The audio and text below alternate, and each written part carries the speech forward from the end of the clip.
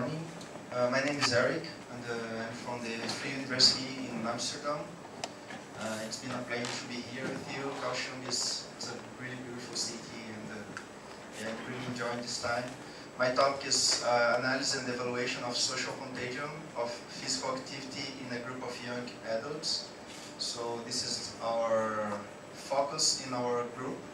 So we work with a healthy lifestyle, and we have the opportunity to address a lot of different research in different ways. So this is just one of them. So today I will talk to you. I just give you a brief context. They talk about a little bit about the contagion behavior model. I'll tell you about the experiment, the results, and some future works that we have in mind. So, well, just to contextualize, I don't know here in Asia, but at the West, we have a huge problem because people are getting fat, really fat. And in Europe, we have a prediction that in 20 years, all the countries will have an average weight for the population higher, much higher than now. Only the Netherlands don't have this prediction. That it's probably because of their lifestyle. I don't know if you heard about Netherlands, but people cycle a lot. They don't use cars there, so they have a really healthy lifestyle. They have lots of incentives for young people to go to the gym and to practice some exercise. But it's kind of a global phenomenon. So we're trying to treat that because everyone sees this kind of pictures in the television, and it looks like a dream, like I'll never be like that. It's so far away from me. And well, the point is that when you have a healthy population in your country, it's good for economy as well. The government will probably waste less money, you spend less money with healthy population will be more productive because, of course, they will get less diseases and they have less chance to skip work or just to have a bad production because of their health situation. So the idea is just to improve population's lifestyle in such a way that they can be healthier. So well, we have a behavior contagion model. And we've been using this model for a while in a couple of works. And this behavior contagion model just to address some neuroscience knowledge that we have about mirror neurons. So we know that, for instance, if I smile to you, there is a chance that you smile me back in some situations. If I just to make a really angry face for you, maybe you'll be a little bit angry as well. So there is kind of a contagion when we face people, and this contagion happens especially because we have this tendency to mimic people. So we usually tend to just have the same humor or behavior of the people around you at that moment. So, well, so here you can see we have just two people, and we work with basically 4 parameters. So the first parameter is the expressiveness. So it's how expressive this guy is to that girl. Because if you are a really shy person, you will probably not show your humor to the other person. And then of course, if the other person cannot perceive if you are angry, happy, or in love or stuff like that, then the other person cannot react to your face or to your reaction. We have the openness of the other person, so the other person needs to be open to change as well. So if I'm a really, how can I say, a really close person, if I don't have this idea to change my mind, or if I don't like other people influencing me, then of course this parameter will be low. And if I'm really open to change, if I really like to see different things, maybe this parameter will be higher. We have the strength of the connection, so it doesn't matter if this guy is really expressive and the other person is really open. If they are not friends, maybe they're just people that saw each other at the street, so if it happens. Of course, the contagion is less than if you are dealing with a wife and husband, for instance. And of course, you have the state, which is above. I'm sorry for the picture, something happened at the PowerPoint, but above you can see the state of this person and the other person. Well, we can apply this model for lots of things. And at this work, we addressed this model to physical activity level. So we calculate the physical activity level of each person in a group, and we try to understand how each person influenced the other people in the network. So here I have just some formulas. I will not go into that because it's a little bit complex and you can read it at the paper. But it's just to show you that the influences we consider the expressiveness, the channel strength, and the openesses of the person. This is the major part, the most important part of the calculation. And we have some variation in each person in the network according to the time. So as long when you have after some timestamps, the status of each person will change according to the relationships within the network. So yeah, we did an experiment for 30 days.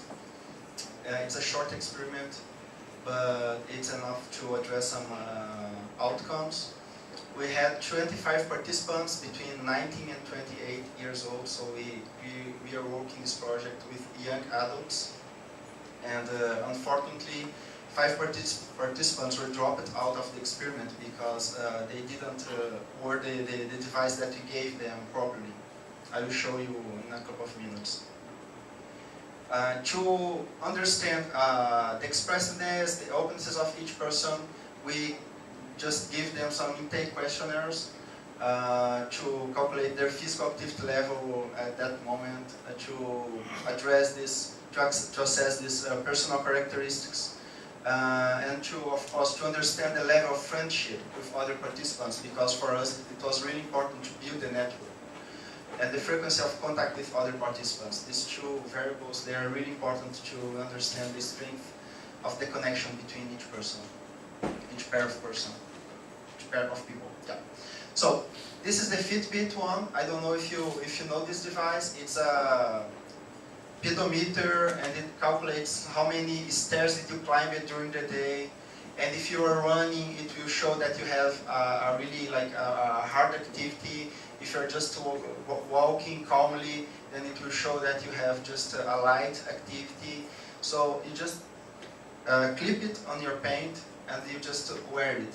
So these 5 students that were dropped off the experiment, they didn't wear the Fitbit. They probably forgot to wear it before they left home. So when we started analyzing the data, we didn't have the data for them. So we just dropped them because of that. It's a really well used device in Europe. We have lots of people that are using this now, and this is the reason why we choose to go for these Fitbit devices. To create the parameter, the physical activity level for each participant, we created some formulas that take into account the number of steps that each person took every single day. The AM is the active minutes. I mean, it's like if the person ran or had a really hard activity, and F is the number of climbed steps. So we just created some formula to just gather all the information of the activities and put in just one number, because this is what matters for us. And just to take into account the physical activity level, we consider that if the physical activity level is 1, it's because the person did the minimum activities necessary for that day. Like if it's above 1, the person did more than necessary, and if it's less than 1, the person is a little bit lazy, and it's of course not doing so many exercises. And to calculate the strength of the connection, we just created another formula considering the friendship level. So each participant just to check it if the other people in the network, they were really friends, boyfriend, acquaintance, and stuff like that. So it's just a way to measure the level of friendship. The CRL is the amount of contact in real life. So if you are really friend of another person, but you don't talk with the person for like years, of course there is no contagion. And the CG is the contact in groups and social media. So if you talk to the person by phone or by Facebook, because it matters. If you call someone, it means that you have a deeper relationship with that person than if you just look at the posts on Facebook of that person. So yeah, it's important for our information. This questionnaire is part of the Big Five questionnaire. It's a psychology questionnaire that they use to apply for assess characteristics of people, like extroversion, openness, and agreeableness. So we just use the part of the questionnaire that matters for us, that assess the openness and the expressiveness of people. So we have here some questions. Some of these questions are reversed, and this is important, otherwise the questionnaire would be a little bit biased, because of course if all the questions are just yes, yes, yes, or positive questions, then you can make people answer in some way, but if we reverse some questions, then you can make it more reliable. So yeah, this is the questionnaire. And after the intake questionnaires, we got this beautiful network.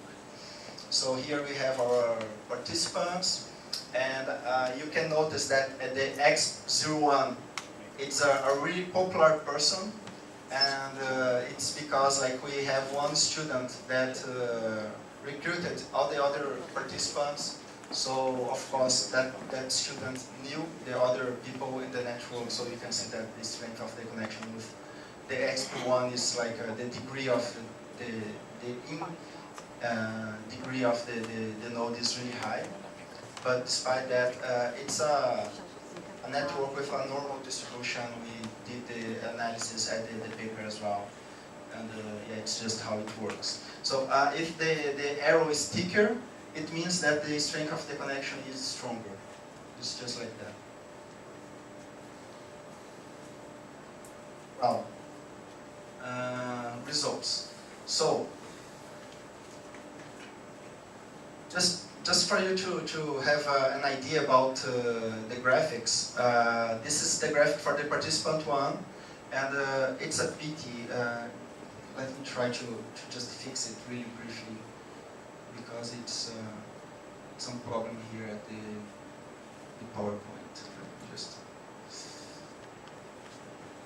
yeah, I think it will be fine. No, well, no problem. Here we have a scale between 0 and 3, because some people were really active. And here you can see the oscillation of the physical activity level of the participant 1 in the 30 days.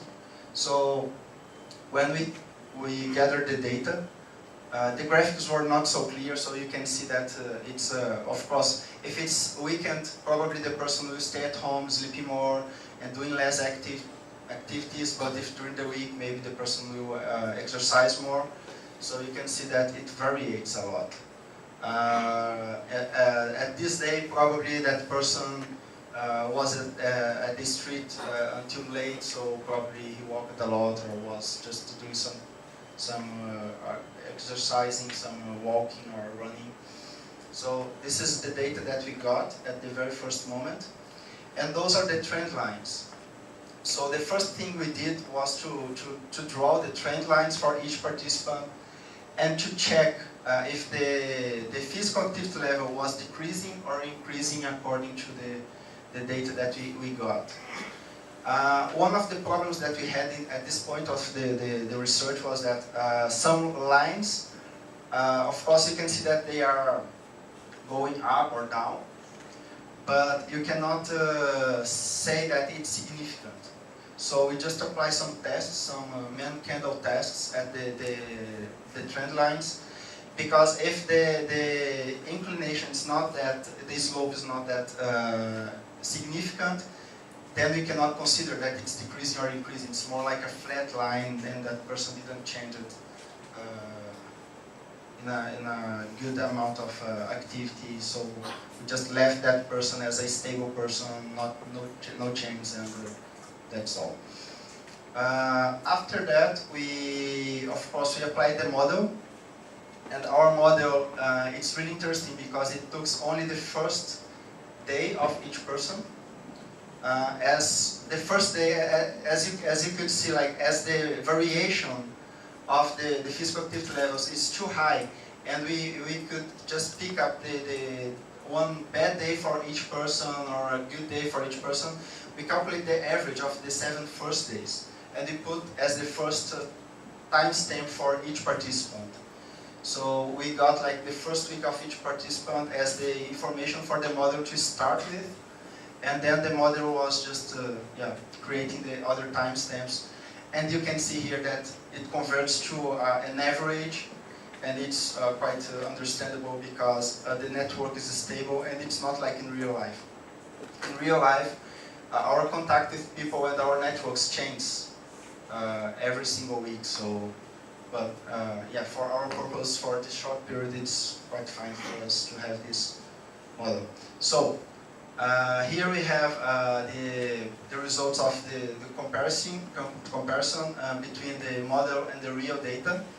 So you can see like participant 1, the model shows that that person would increase the level of activity, but the real data show that that person decreases the level of activity.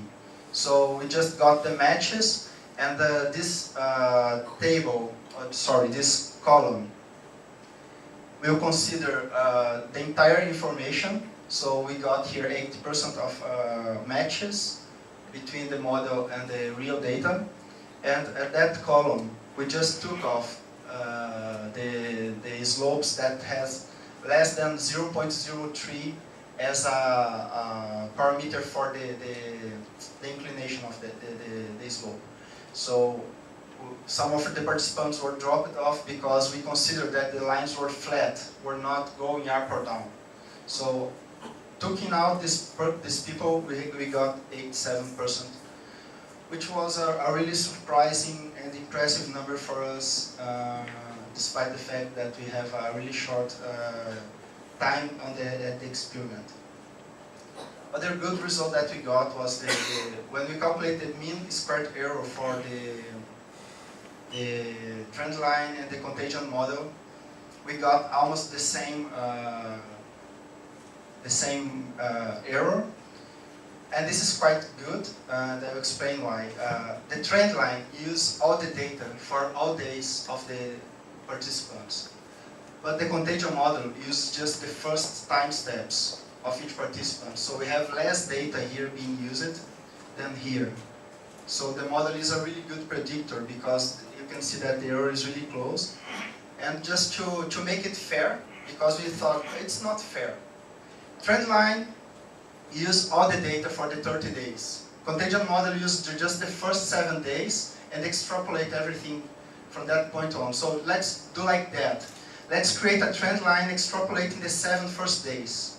So we create an extrapolation method, and then the error increased a lot. So this is just something to take into account.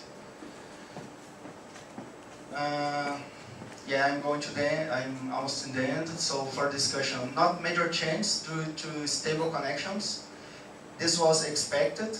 So we can see that the trend lines are not so steep, and it's because of course we got a group of students of the same class, and they have these stable connections. So when you don't have interference on the network, and when you have stable relationships, you're more propense to have minor change and not big change.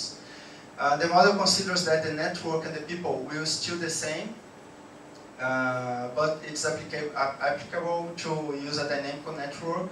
So this is one of our ideas in the future, just to check if in a dynamic network how it works. The extrapolation used in the first 7 days increased the error significantly. Other factors, rather than the social contagion, can play a role in the variation of the poll. So we know that we cannot say that the contagion effect is the major influence in the network. We have the homophily. One of the professors told about that yesterday, which is this tendency to just mimic people. And it can happen because of that and not just because of the contagion effect. But despite of that, we could see that our model, it makes sense in this kind of environment. The model has a good accuracy in predicting the direction of the physical activity level change in the participants. And this is the most important for us at this moment. Well, because of the weaknesses of our research, we have some future works just to strengthen our assumptions and our ideas. So for more dynamical situations, we need more experiments. So the idea is just to try to run an experiment for more days, from at least 6 months, so we can see in a longer period how is it going. We have an agreement with Philips in Netherlands, and we have this direct live data. It's an experiment that Philips did, and they got the data a couple of months ago, and they have like dozens of thousands of people for the period of 1 year. So I think it will be really good to use this data as well and compare with the results for this paper to check how is the difference. So we have more data, longer period. And they addressed some interventions on the network. So they created a kind of a social network website where people could see the other's physical activity level. And this makes all the difference, because when you see that, oh, my huge friend, he has 2 times my physical activity level, then you probably start to compete with him. And then you become more active. So in our case, we try to not make any intervention, just to observe the network. But in this data, we have some interventions. And this is the work that I'm doing right now. Parameter tuning and evaluation of the questionnaires, because we can try to find these parameters, the expressiveness, the opennesses, the strength of the link, using parameter tuning and optimization instead of questionnaires. So we need to check like how good are our questionnaires comparing with the parameter tuning method. And this is the next step here. So yeah, Sishia, and yeah. Thank you. Thank you, Eric. Do you have any questions or comments? We have time for questions, so feel free to ask questions.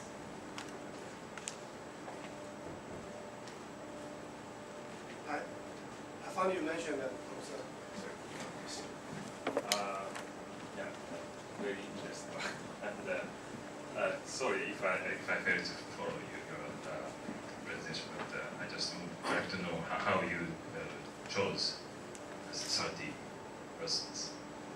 How did I choose the participants? Yeah. My interest is if you intentionally included someone who could be a good influencer, and if yes, how did you